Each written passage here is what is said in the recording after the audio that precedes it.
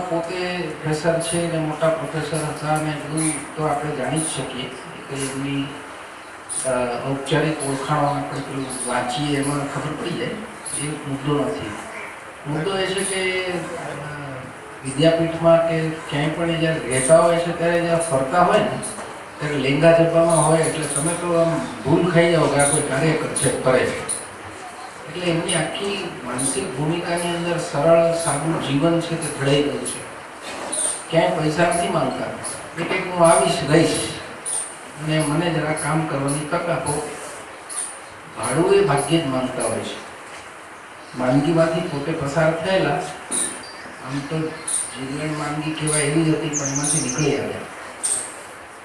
ગાંધીજીના વિચારો અને ગાંધીજીના જીવન ઉપર ઊંડા જ્યારે એમને અભ્યાસ શરૂ કર્યા ત્યારે આરોગ્ય વિશે પણ એમના વિચારો જાણ્યા ત્યાર પછી વધારે ઊંડા કર્યા. ગાંધીજીના આરોગ્ય વિશેના વિચારોમાં આપણે માત્ર આરોગ્યની ચાલી એવું આપણે સમજતા હોઈએ છીએ. પણ મોહન છે એ ભણવા ગયો ઇંગ્લેન્ડ, પછી આફ્રિકા બેરિસ્ટર મોહન ગયા, ત્યાર પછી એમના બાળકોની એણે શુશ્રૂષા કરી. એ બધાની અંદર આરોગ્ય વિશે ગાંધી જે સમજ કેળવે છે અને પોતે એના અભ્યાસો થઈને એનો ઉપયોગ કરે છે.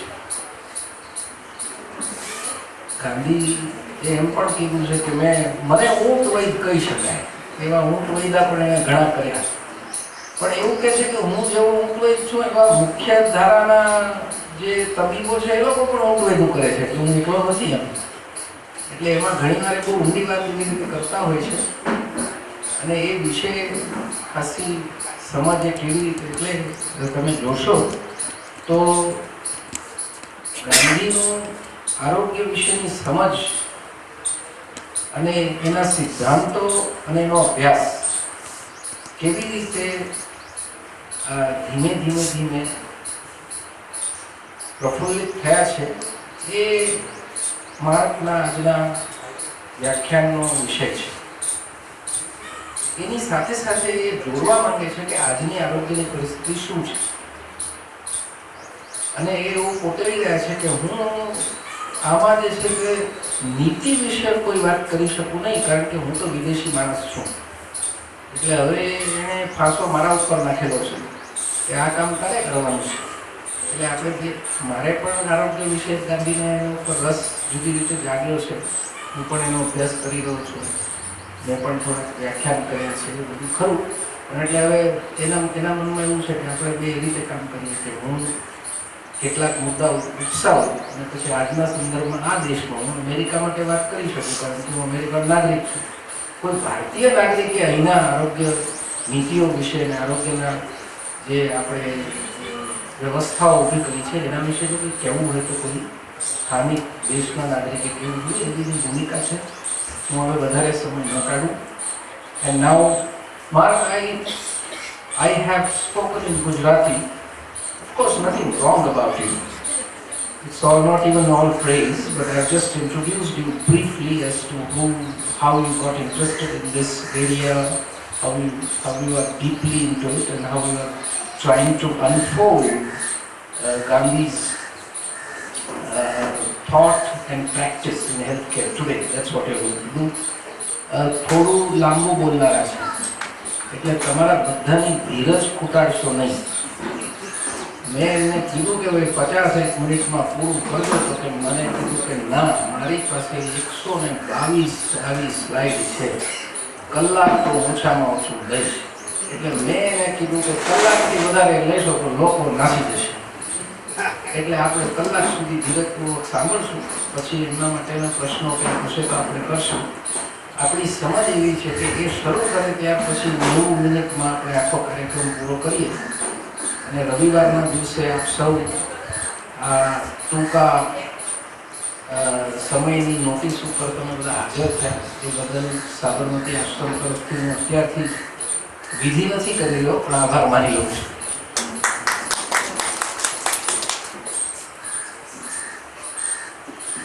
I don't speak Gujarati, but I'm sure everything he said is true.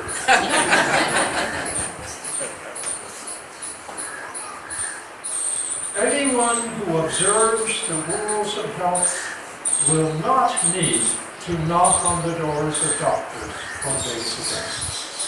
This characteristic precept of Gandhi's about health harmonizes with his concepts of individual swadeshi, individual swaraj, and corresponding duties in relation to every kind of right that people may have or hope to get. In this context, a right to health care paid for by the government. The precept is an exaggeration if taken to mean that people who observe the rules of health never get sick. But if healthcare providers would rather have more healthy clients and fewer sick ones in the next few years, then evoking Gandhi's charisma together with this precept and some elaborations of it may be a good auxiliary way, especially when his 150th birth anniversary is celebrated next year, of persuading people to observe the rules of health. My talk today, which I am deeply honored to give here at Sabarmati and to this audience, will be mostly about some of his precepts relevant to health care, including preventive measures. He is supposed to have remarked on one occasion toward the end of his life, "My life is my message," so I will include some precepts inferred from what he did, as well as from what he said. On one occasion, he said that in the teachings of each prophet, there was a permanent portion, and there was another, suited to the needs and requirements of the times. I think his own teachings about health and health care include some points of permanent validity, and some which are especially relevant to momentary issues of now and the next few years, as well as some mistaken points. He was human. It is because I am writing a comprehensive account of what he said and did about health, nutrition, hygiene, and health care, all four together, that I have been invited to give this talk. The current draft of that account is available via GandhiFoundation.net, where it is accessible under articles. You go to that site, you find articles, and there it is, with some articles by Sudarshan Bhai. This talk will provide an abstract commentary and at the end a few suggestions with regard to the healthcare system in my homeland, the US. It is not for me to suggest what might be done in India. Some of you may initiate or promote well-informed Indian suggestions. Here's a list of what my account of Gandhi on health describes. Two pivotal times in his life, in 1888 and again in 1908-09, when he wanted to earn an MD degree and become a professional doctor. The evidence from 1908-09 came to light just a few years ago and is absolutely unequivocal. On his way to London in 1909, he expected to remain there and study medicine and earn an MD degree. The reason why he didn't do the studying and get the degree was he found out in London in 1909 that live frogs would have to be dissected in order for him to learn physiology. Quote, "I recoiled in horror from it." An underlying intention of his in 1908-09 was to focus, even in his studies for the MD degree, on nature cure, which had, he later mentioned, engaged his interest already by 1906.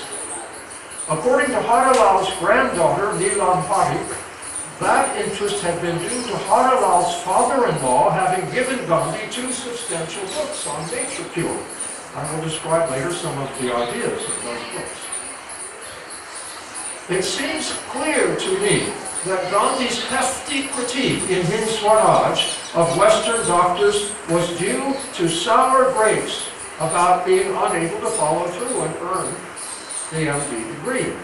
On the ship taking him back in 1909 to Africa, he wrote that pamphlet in such a fit of passion that when his right hand became cramped, he would write the next page left-handedly.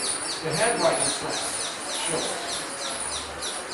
Gandhi scholars know that the main secular ideal with which he inspired himself and his sons was that of rendering service to other people. Healing is obviously a great way to do it. So now, evidence that after deciding not to become a doctor, he nonetheless administered medical treatments throughout the rest of his life. The evidence is overwhelming and shows that his vocation for health care was deeper than for jurisprudence, which he had studied not because it was attractive to him, but only for the sake of becoming qualified to become a divan like his father. It was for the money. This picture represents a big part of his adult life, not an auxiliary part.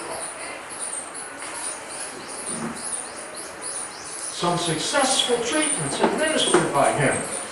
We have, of course, no statistics, but there are some well-documented and impressive anecdotes. For instance, of his cure of Kasturba's dire sickness, which the doctor had diagnosed as being pernicious anemia. His cure in 1912 of Raji Bhai Manibai Patel's rheumatism. And in 1930, his cure of his personal cook, Dattova, at Yeravia prison. Dattova said, "I have been bothered by this pain for years, and now look how much better my foot is. I find no difficulty in walking whatever. I find it so surprising to be able to walk like other men." Gandhi's physical resilience, for example, in some of the fasts, was superb. And it seems clear to me that he could stoke up physical resilience in others, especially when the treatments were intimate. For instance, administering an enema, examining carefully the stool, and then cleaning the patient himself. Maybe one reason for the good psychosomatic effect was that he would take no fee. His determination that the person he was treating so intensively must get well was crystal clear in cases where the treatment was intimate. Evidence of an incipient, though shallow, interest in modern chemistry. Modern in those days, of course. He owned in the early 1930s 10 substantial books on chemistry, but he never gained more than a few bits of what they could teach. His chemistry teacher back in secondary school had been appalling, giving him lists of long words to memorize without explaining their meanings, or without ever demonstrating anything. At least he knew that he didn't know. That is what this picture signifies. Examples of how he used the words quackery and quack. Some of the examples are amusing, and the citations, when taken together, reveal, in my humble opinion, a problem of cognitive dissonance in his attitudes, especially during the first 2 decades of the 20th century. In 1908, in an essay about a crime wave, published in Gujarati, our duty in regard to social strife is to search out the hidden causes and suggest permanent remedies. It is quackery, maido, to apply ointment to a boil. The infection should be traced to its source and effectively treated. That is quackery. 1909, in a letter to an Englishman, I accepted the invitation of the Peace and Arbitration Society to speak to them on East and West. It came off last night. The following are the conclusions, blah, blah, blah, blah. Quackery is infinitely preferable to what passes for high medical skill. 1908, in an essay, 1912 to 13, in letters to Gokhale. One word from the quack physician, Gandhi himself. Ample fasting, strict adherence to 2 meals, entire absence of condiments, blah, blah, blah, blah, blah. This is just from one of the letters. This was 1912 to 13. Locally died in 1915 at the age of 49. In 1913, in the concluding chapter of a book-length essay in Gujarati on health, Western medical science is based on inconclusive experiments. Most of it is quackery. In 1921, in a speech inaugurating a national medical college oriented primarily toward traditional Muslim Unani practices, I have nothing but praise for the zeal, industry, and sacrifice that have animated the modern Western scientists in the pursuit after truth. I regret to have to record my opinion, based on considerable experience, that our Hakims and Vaids do not exhibit that spirit in any mentionable degree. They follow without question formulas. They carry on little investigation. The condition of indigenous medicine is truly deplorable. Not having kept abreast of modern research, their profession has fallen largely into disrepute. I am hoping that this college will try to remedy this grave defect and restore Ayurvedic and Unani medical science to its pristine glory. I hope that this college will set its face absolutely against all quackery, Western or Eastern, and that it will inculcate among the students the belief that the profession of medicine is not intended for earning fat fees, but for alleviating pain.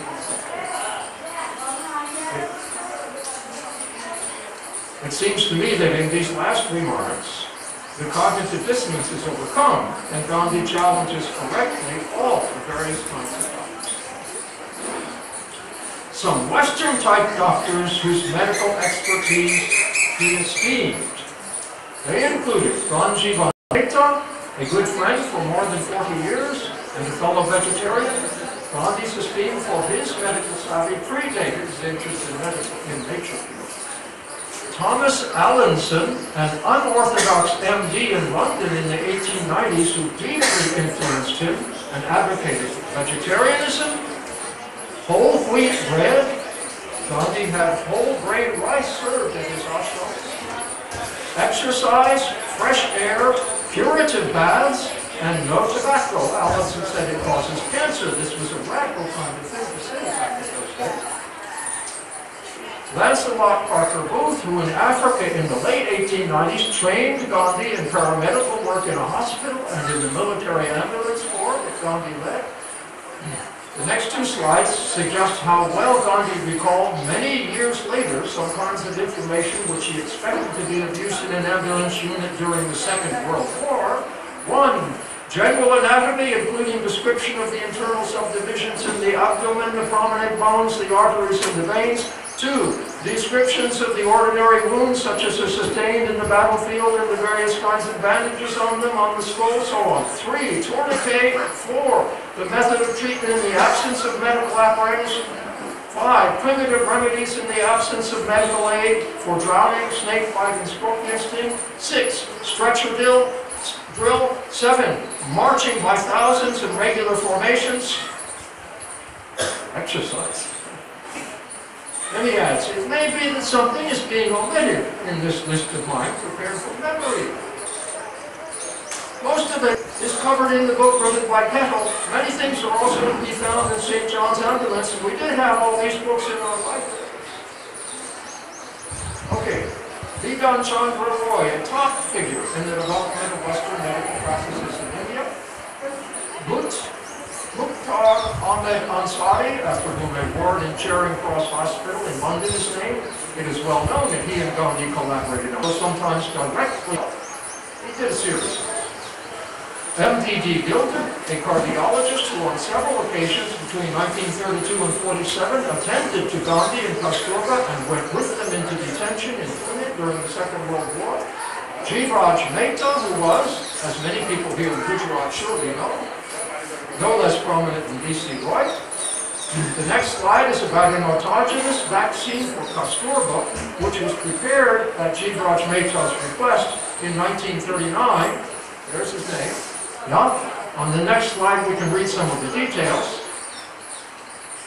How much of each thing? Streptococcus, Micrococcus catarrhalis, Friedlander, 12 doses, jacking up from 6 to 300 every 4 or 5 days, an injection.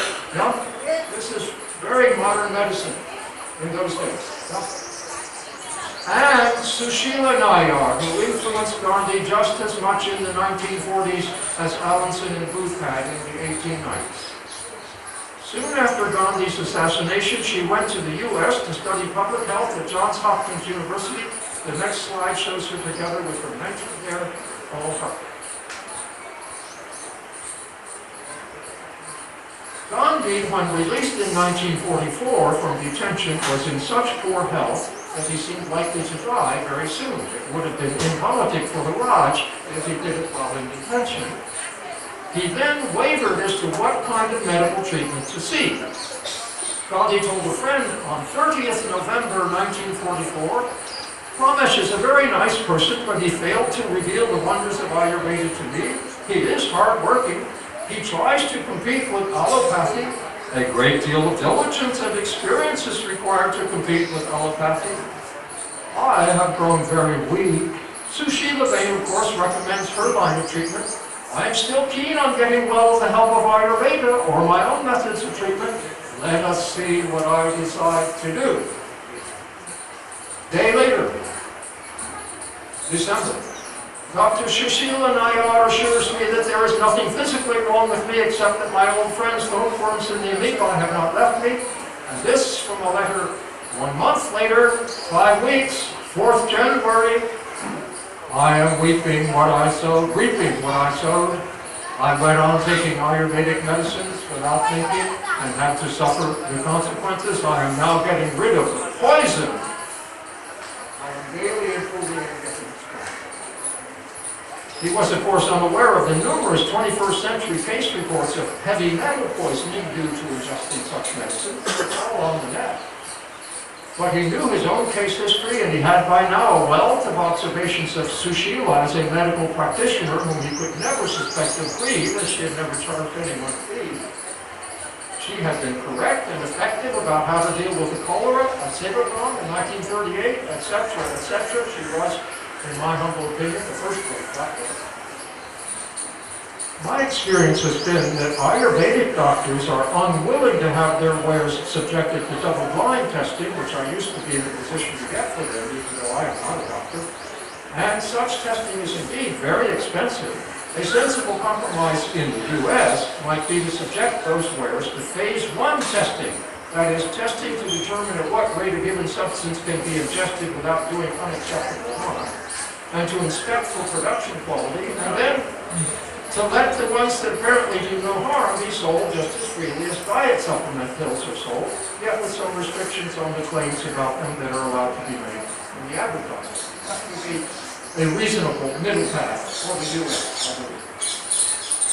Gandhi's book, Key to Health. This was a thoroughly revised version dictated to Sushila during their detention in Pune of a book by him on health which had been published in 1913 in installments in Indian opinion in Gujarati. Here's a list of the topics covered in Key to Health together with the page numbers in the first edition of the English translation. Yes? Brahmacharya, good. Yes? Look at that. 4 columns, Brahmacharya. That's on problem. The ether, sun, and air. It was due to the heritage of traditional Muslim theory that Gandhi thought of organizing the discourse in part 2 under the 5 headings of earth, water, akash, that Sushila was at a loss to translate, sun. Medieval Western writers would have said fire, and air. So it's the medieval 4 plus this akash. Okay, his clear grasp of the benefit of getting enough exercise. Here's the kind of thing he would say. You found it, or me. Apart from working on land, the best form of exercise is walking. Our fakirs and sadhus are very healthy.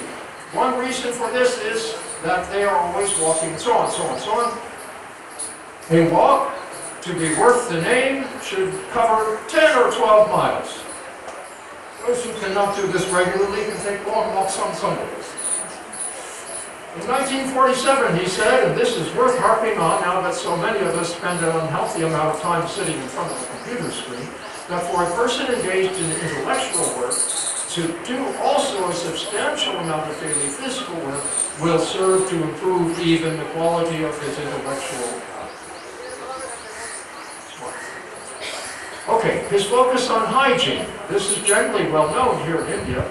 Less well known is that the characteristic but artificial boldness of the Mahatma was originally for the sake of his personal hygiene. At the outset of his first jail term, he noted with satisfaction that in the prison, the latrines and bathing area were washed and disinfected daily, but he was nevertheless worried that he might get scabies, and that is why he had his mustache and the hair on his head shaved off. He had often looked quite handsome before that.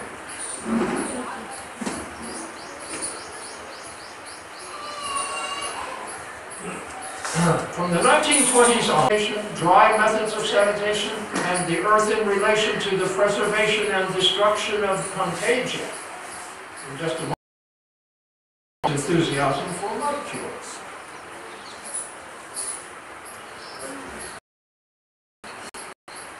Vegetarianism. This also is well known. A quick example is first, but preferably including the juice of 2 lemons or limes. Vitamin C. 2 pounds of cow's milk for other people. 5 ounces when raw of other cooked vegetables, 1 ounce of raw vegetables, that's salad, some salt added afterwards, according to taste, not in the pot, after 1.5 ounces of ghee or else 2 ounces of butter, and or sugar. Sensible. And such vegetables were brought to Mahatma, where he was in India, and carefully studied for their food value, for the amount of nourishment that would be extracted from them, and for their beneficial and harmful properties. All who ate those vegetables at Mahatma and did the root of sentient beings for research purposes, but also vaccination. And yet Gandhi defended on the very same day their father set out with him on the march this opposition. It's ironic that according to J.S. Hallwell's detailed account of the manner of inoculating for the smallpox in the East Indies, 7 tall and elaborate, widely practiced and prevailingly successful Indian method of obtaining and administering autogenous vaccine to prevent smallpox from becoming fatal. If only the British had suppressed the use of that method of India, Gandhi had known about mud cures. Gandhi's interest in nature cure was due to resonance between some of the arguments in those books, some of what he had learned from Dr. Allinson, and his own observations. He discriminated in a part of the autobiography, which are probably correct by themselves, but not correct at the same time and in the same zone of therapy was natural. He and his clinic are shown here. Doesn't look natural to me. The kind of mud cures that Adolf Just sold would be relatively more expensive nowadays, as real estate costs are relatively greater now than they were 100 years ago. However, in a recent issue of the journal Nature Bio, certain superbacteria without engendering resistance. When Gandhi was battered in 1908 by someone who felt he had compromised too much in negotiating with General Smuts, well, off I was sent, Polk's son, with spade and bucket to clean away the topsoil and get uncontaminated lower earth for the plaster. We made the mud plaster, which he couldn't do before because of his facial wounds and cut. It worked. To poor villagers. The next few slides provide some details. In 1944, if you mix jaggery with it, it will provide more energy. Teach people the rules of hygiene. If food is stopped to people suffering from fever or diarrhea, and they are put on boiled water, more than 50% of the cases will recover. In 1946, he spent 9 days in a certain village setting up and directing a nature cure center, which he then left in charge of a designated nation. Ramanama is the king of treatments. This latter kind of treatment could, I think, work only for. Here are some excerpts from Gandhi's comments. Brush regularly, she is sure to get better. Complete cure is rather difficult. Prognosis. My daily tamilzosin dutasteride tablet, pricey though it is, may well cost less than would preparing tubs of hot and cold water for cities. Removing cataract. Did she come yesterday? She should be given sun bath even in this heat so that she perspires and the boils dry up. I feel that she might derive some benefit if she lies down naked with a wet towel on her head. While doing so, lying down, she should constantly under here is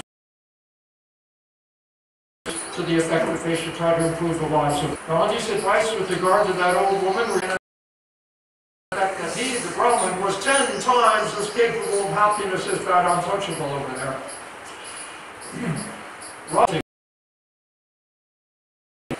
Maybe that old woman was weak enough to warrant postponing a cataract operation, but to rule it out categorically. I happen to know that Franklin Delano Roosevelt, born in 1882, was nursed by. She should give up eating bread and subsist on milk and fruit while she passed stools. With whom has she come? With fruit juices. He must get himself admitted to the hospital. If he is willing to do that and wants to have a note from us for the hospital, he may go. His use of fasting as a nature cure technique. Now the word fast as a noun or verb has often been used without saying clearly what is meant. According to a review or the person's ability to meet the body's requirements for macro and micronutrients during a limited period of either vegetable or fruit juice should be. And with a recent Yale University study opposing effects of fasting metabolism on tissue tolerance in bacterial and viral inflammation, 2016, which implies that it's good to eat well if you have a cold, but ample nutrition may aggravate a bacterial infection. The study was based on cruel experiments with mice, not people. But even so, maybe Gandhi was onto some valid traditional Western culture, which Western medical scientists have been slow to appreciate properly. They never prescribe fasts, almost never. However, in 1925, Gandhi advised readers of young India to fast if you are constipated, if you're anemic, if you're feverish, if you have indigestion, if you have a headache, if you're rheumatic, if you're gouty, if you're fretting and fuming, if you're depressed, or if you're over. And you will avoid medical prescriptions and patent medicines. I imagine he knew, of course, about the tradition of Langa. And that is the fasting for a day or so, perhaps once a month or even once a fortnight, in order to maintain good health. His teaching that chastity, I must agree that an increasing rate of promiscuity among teenagers in the U.S. in the latter part of the 20th century had among its studies indicate, however, that rates of pregnancy, consumption of alcohol, cigarette smoking, etc. are significantly lower among teenagers in the U.S. I think it was tragic that Gandhi rejected in 1935 Margaret Sanger's request that he support the cause of the NGO plan and to a member of his ashram. The story is too long to tell here, too clear in some of his extant letters to her and to her husband. Gandhi had strong explicit principles, the one I just mentioned. There was, for instance, the time in 1946 when he let a biologist whose moral stature as a social reformer he greatly admired. Gandhi had said in a letter to that man, "The difference between your thoughts." Amazing.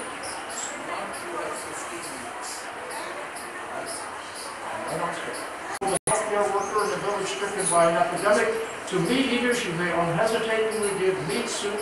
Soup means water in which his approval and use of euthanasia The actual use was on a calf.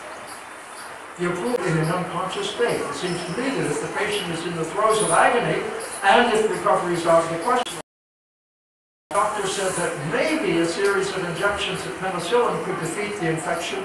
An hour or so before her death, he declined to, quote, drug her even on her deathbed. We read on various other health-related topics. An important one was Chibubandas Motichan Shah Maneshi Kamar, maybe based on Shavas's advice to mothers. Gandhi recalled in the mid-1920s, I studied the thing of labor, I read Dr. Chibubandas' book, and I nursed both of my children according to the instructions given in the book, tempered here and there by such experiences of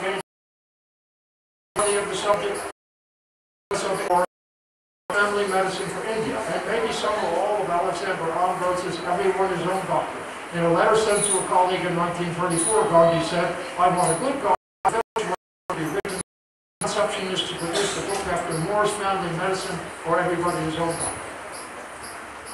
Now the following notable facts about healthcare in the U.S. were published last month in the New York City. Over 39 million hospitalizations, 179 admissions per 1,000 Americans in 1981. 35 years later, the population has increased. This is because hospitals now seem less therapeutic and more life-threatening. In 2002, researchers from the Centers for Disease Control and Prevention estimated corresponding duties, the performance of which bestows real value on theoretical rights. He said that I would like to see such a concept brought into the current debate in the U.S. about healthcare. Thing you really need, this seems to be such a vital message for affluent people today, that the preventive health care provided to them should, I think, be designed to impress them more effectively with. Let me mention apropos my main theme of making good use of the cultural heritage of Gandhi's message, a fact pivotal to the people in the densely populated countries who say that the big current and forthcoming which I want to mention is that those two factors, population size and rate of per capita consumption and waste, are increased. Indeed, one big goal of healthcare is to prevent examples in such a radiant and yet clearly feasible way, radiating moral common sense, implicit message, and sometimes explicit, since they have beneficial. Quebec doctors who believe in a strong public system oppose the recent salary increases negotiated by our medical profession, in support of which Gandhi's message can be cited. I will tag the lists micro and macro by analogy with the corresponding distinction in theory. My medical authority in advising them about proper hygiene, exercise, if they're in want of it, nutrition, obesity, big problem in the U.S., the dangers of various narcotics, and maybe even the doctor talking about the psychosomatic benefit of a good moral condition in relation to society. A spiritual slant like that would certainly be Gandhi. Explain about not taking antibiotics for a viral infection such as a cold, etc.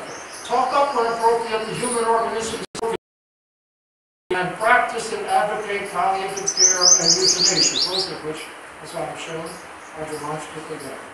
Macro public officials, as you took the tentative beginning of the list, help primary health care and render it more feasible for physicians to get to know their patients by, for instance, letting primary care physicians in hospitals let them have 3 appointments, 20-minute average, rather than 10. All forms of pharma salesmanship in med schools. It is a poison, a social health care for 1 or more forthcoming years. This would be feasible with a national single-payer health insurance such that reaps monetary benefit, quasi-Gandhian ideas and exploiting healing, overlooking her with his therapeutic fasting. All the top German government people go there. In California, different aspects. This is yoga for you, this last one. Some uses of Ayurveda and standard Western medicine, and yet finally trusted Sushila.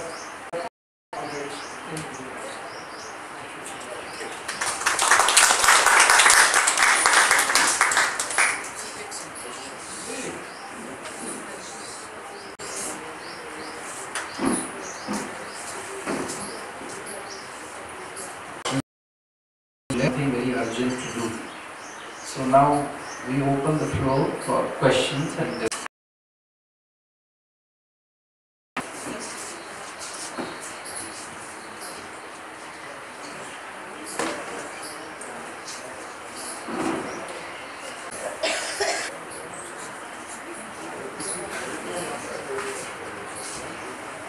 This talk,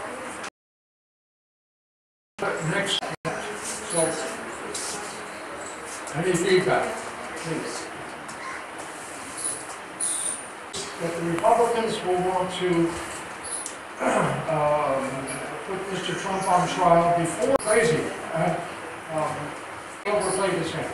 So there's no telling how this is going to work out in the U.S. However, Obamacare is, in my humble opinion, deeply flawed because so much of the money is going into the insurance, going to the VA.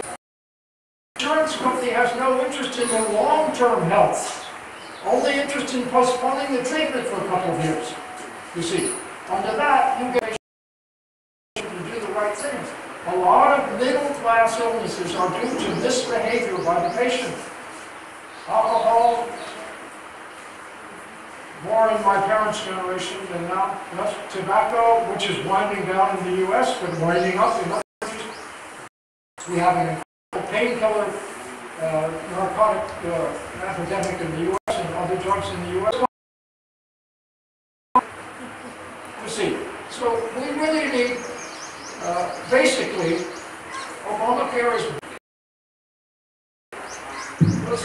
That's my general view of what needs to be done. With single payer, we can have capitation, then the emphasis can be much migration taking place within the problem that has to be dealt with. But the way to deal with it is to let the new primary care physician have good notes, health way better if you lost weight. I really want you to lose some weight.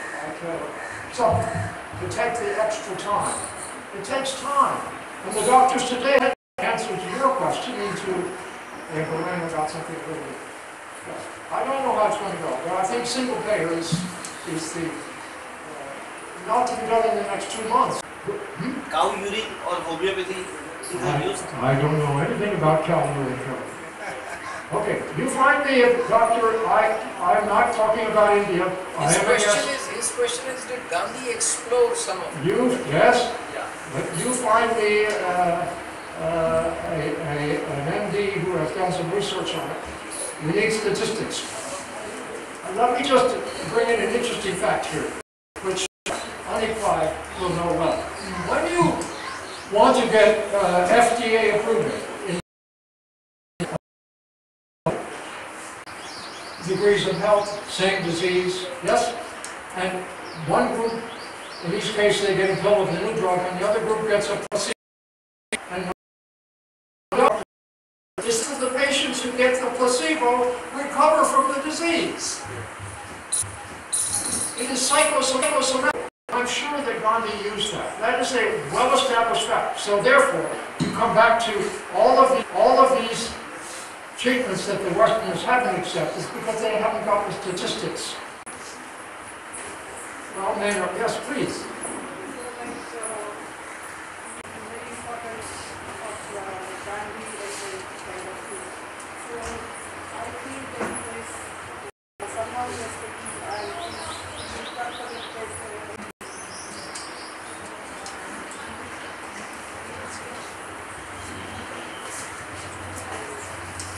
And MDs, people with more medical economics, studying what is proposed in India and so on in relation to these problems. But we also need genuine expertise from MDs who know about public health. There are good books in India, at least one very good book in India, when we talk about India. And in America, we need the same kind of expertise. Yes. Yes. You are right. Please. So you spoke about natural cure. Right? Nature cure. Now there are quite a lot of comments throw at this, right? So in the near or mid-term, do you see a realistic solution? Because Well, these are few voices fighting against hundreds of billions of dollars. of course, mostly very essential to Western medicine. What Gandhi didn't know was the chemistry, The chemistry is the basis and the biochemistry of the pharmaceutical industry. I'm grateful for them. But they cost fantastic amounts of money, and not everybody can afford that. So alternative methods, less, and they work, that should be recorded, and that's fine. The problem is, if they cost less and they don't work at all, simple. In the human body, it's extremely complicated.